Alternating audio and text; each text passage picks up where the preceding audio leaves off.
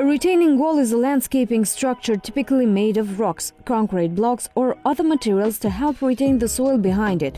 Although garden retaining walls are built for practical reasons, they can add to the aesthetics of your property when perfectly integrated with your existing landscape design. They are a great way to enhance the value of your property and can be constructed from high-quality materials at a reasonable price. Adding a garden retaining wall and customizing it to suit your needs can improve the overall aesthetics and property value. It is an easy and effective way of adding versatility to the space around your house. If you plan to sell your place in the future, this landscaping feature is a perfect way to gain an edge over other properties.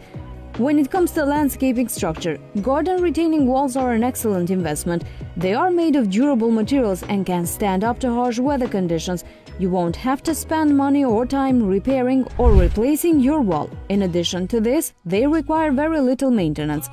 When constructed properly, a retaining wall can withstand heavy weights and is functional. It can be installed quickly and help hold back water or earth for a long period without much maintenance. They can also help you create space-saving and attractive vertical gardens. Retaining walls are an environmentally friendly option because they cause minimal disruption to the natural vegetation and help reduce storm water runoff.